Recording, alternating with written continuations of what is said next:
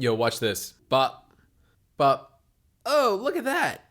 A really nice A-roll setup using two new lights from Aputure, the Amaran P60c and P60x. We're going to talk all about them in this video.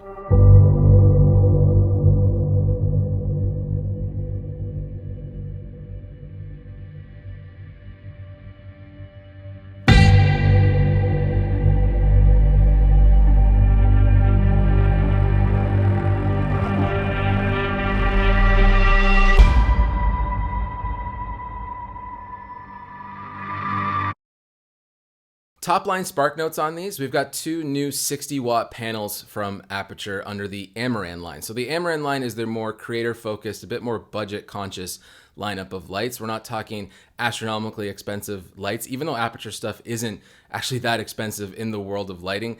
Amaran is an even more budget-friendly lineup from them. And a 60-watt panel is actually quite bright. So right now I only have this thing at like 14%. And as you can see, I'm actually shooting this in daylight in my loft, and it's doing a really nice bang up job of keeping me nicely lit. And then I also have the X actually hit 100%, just blasting onto the wall right there. And you can see, for 60 watt small little panels that don't look that big, they do have a lot of output. And so given how versatile and powerful these lights are, given how small they are, but also how affordable they are, it's an easy recommendation for me. If you're looking for YouTube lights, if you're looking for extra lights just to add to your lighting package that you want to throw up as interview lights, kickers, all that kind of stuff where you just need them in the bag, where you need, oh geez, I wish I just had one more light that I could throw in the corner to fill that, that gap or that dark shadow or something. Having one of these in your kit is sort of invaluable, especially at this price point. And a lot of people gravitate towards tubes, which I think are fine. Tubes are cool too. They're super versatile and whatnot. But when you have a panel, because it's a bit of a bigger source, I find the light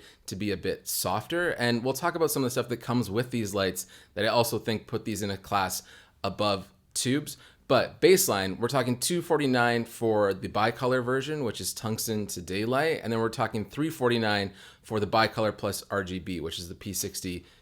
If you just want my recommendation between the two of those, I would say go with the P60C. Having bicolor plus RGB is just more versatile, gives you a little bit more creative opportunities for different perspectives and different looks with your lighting. Whereas with only having bicolor, I think that's really good for Twitch streamers, TikToks, YouTube setups like this, where you don't want RGB. I think RGB in general is a bit played out within the social space and YouTube. So it's more for creative looks and stuff that you're using on set or short films that you'd want the C and have the color options. But because it's only $100 more than the standard bicolor, I would just say go with the P60C. But let's go ahead and unbox the P60C, which I obviously filmed before this. So in the box itself, you obviously get the light. It's super high quality. None of this really feels cheap. It doesn't feel like these cheap Amazon panel lights, which a lot of people will probably compare these to as well, which you can get for like 30, 40 bucks. These are high quality. You are getting what you pay for in terms of the $250 or $350.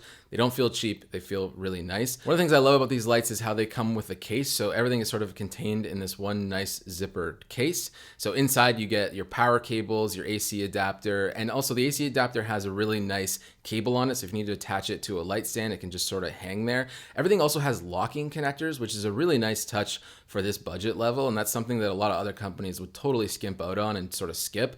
I like that Aputure has put a professional quality locking mechanism on these, so you don't have to risk this thing unplugging in the middle of a shoot. You also get a really nice articulating arm, so when you put your light on a light stand, you can still tilt it and pan it if you need to. That's just one extra thing that you won't have to buy because there is just a quarter thread on the bottom of the light itself. So it's just one more thing you won't need to pick up just to make sure you can move this light and position it in the places that you want. Something that's really cool that came with the lights is they include soft boxes with a honeycomb grid. So it's another thing you just don't have to purchase. So these soft boxes just sort of clip onto the back of the units themselves with these nice little latches, and you have a nice easy go-to softbox solution without having to add a whole lot more. Another great feature with these lights, and both of them actually take MPF batteries, so if you don't want to use the AC power, you can just plug these things in with a couple MPF batteries. And it also tells you how much battery you have potentially left with those batteries. Obviously, the bigger the MPF battery you use, the more power and more time you will get out of it. But I also love that these charge those MPF batteries. So if you're not even using the MPF batteries, it's good to just keep a couple batteries on the back of the light because they will constantly be charged. Honestly, I probably will use these as my new go-to MPF chargers because they're already going to be plugged in my studio or in my setup. So I'll just leave MPFs on them as the charger for them. So even if I don't need to use them for the lights itself, I now have 4 chargers for MPF batteries. I'm not gonna go crazy detail into the control panels on these. There is a bit of a difference between the control panel with the P60X and the P60C. Of course, the C has all the RGB stuff and a bit more versatility within the effects themselves because you have the color options, but it's all very self-explanatory. And on top of that, I would recommend using the app. So Sidus Link is the Aputure app.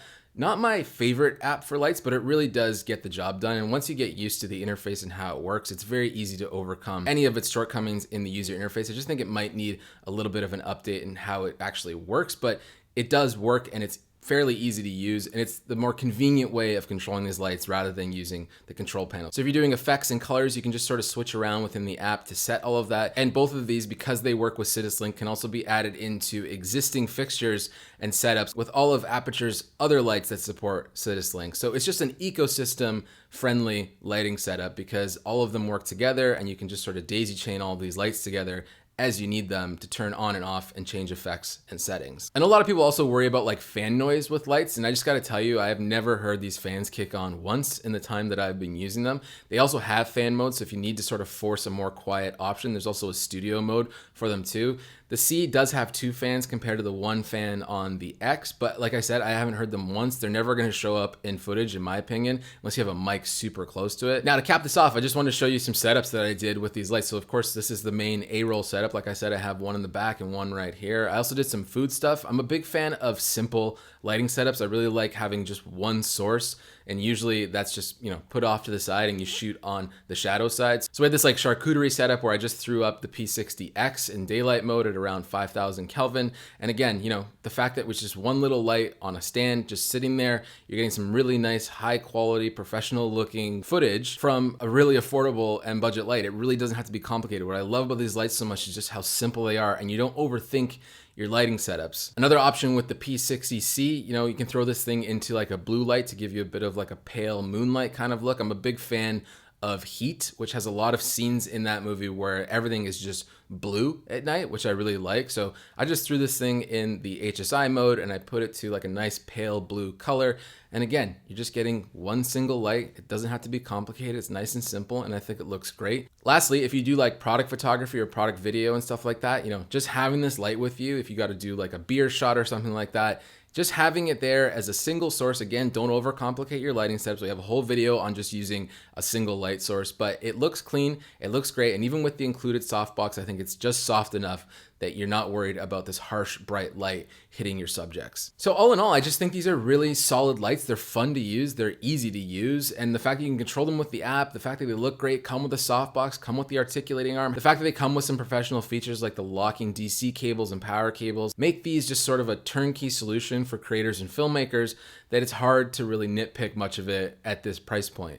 That being said, there's a few things that were kind of bugging me. I thought the locking mechanism for the articulating arm wasn't quite strong enough. I've had this thing sort of tilt on me a couple times while shooting, so it just means you got to really crank it to get it nice and tight. But you know, that's just something, maybe I'm not strong enough. I don't know. It was something to mention though. I also think the power cable is a little bit mismatched in length. I know you could just get an extension AC cable for this, but when you put this thing on the cable on your light stand, I feel like you don't have enough room to go to the actual outlet from the plug. So I just found myself thinking that one side was too long and the other side was too short. I kind of wish it was the opposite.